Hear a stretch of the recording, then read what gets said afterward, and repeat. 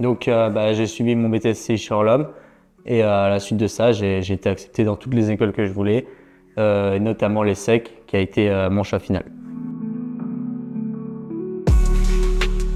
Je m'appelle Arthur Schwab, je suis actuellement en 3e année de BBA à l'ESSEC et j'étais l'année dernière en BTS Commerce International à Orlom. J'ai découvert Orlom après le lycée, donc après une année de DCG, donc diplôme de comptabilité gestion, qui n'était pas un cursus fait spécialement pour moi.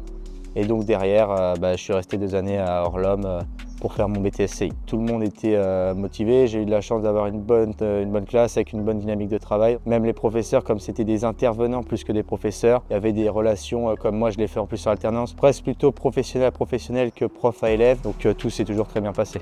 Alors là, on est chez moi dans l'Oise, dans le 60, à Pont-Sainte-Maxence pour ceux qui connaissent. Voilà, c'est là que j'ai passé toute ma vie, on va dire, jusque-là. Alors mes passions de manière générale, il y a la musculation, le basket. Je fais aussi pas mal de photographie et un peu de beatmaking. La musculation, c'est surtout ce que ça m'apporte sur un plan personnel, pas tant sur le plan physique, mais c'est maintenir la rigueur, la persévérance, la motivation, ce qui est important dans les cursus que j'ai suivis jusque-là et que je continuerai de suivre plus tard. Le basket, là, c'est purement sur un plan plutôt loisir. Donc ça fait presque une dizaine d'années que j'en fais. Les clubs ont fermé avec le Covid, donc j'ai repris plutôt en street, on va dire. Et là, j'ai repris cette année avec l'ESSEC, à l'association de basket de l'ESSEC. Photographie, c'est parce que donc ma première année en BTSCI, j'ai suivi en même temps une prépa d'archi. Et donc, on a beaucoup travaillé la photographie, même si c'est ce qu'on a travaillé le plus.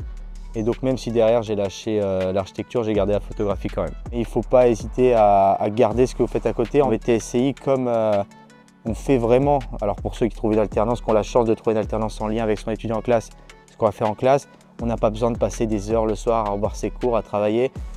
Pour beaucoup d'étudiants, c'était mon cas, on arrive en classe, on n'a pas relu nos cours, on sait déjà de quoi on va parler parce qu'on le fait en entreprise. Ce qui fait que le soir, on peut rentrer. Chacun, je ne sais pas, pour ceux qui aiment le hand, ils peuvent aller faire du hand, ils peuvent faire de la peinture, la photographie, tout ce qu'on aime à côté. Donc le fait de pouvoir faire en entreprise ce qu'on fait en cours, c'est nos devoirs en fait. On n'a même pas le soir besoin de rouvrir nos cahiers et y passer des heures.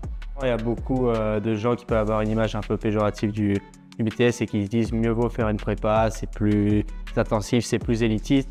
Et non, le BTS est tout à fait reconnu maintenant, notamment le BTS Commerce International. J'avais fait le salon de l'étudiant, quand je suis arrivé, on m'a dit BTSCI, bien sûr, plus compliqué des diplômes.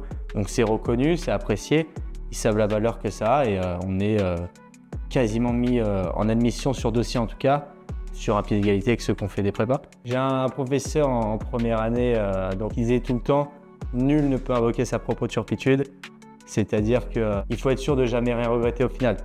Donc si vous intégrez un BTSC et que vous dites en cours de route, là c'est trop intensif pour moi, il faut se le dire quand même relativement rapidement, sinon il faut aller jusqu'au bout, il faut être sûr de jamais regretter votre choix.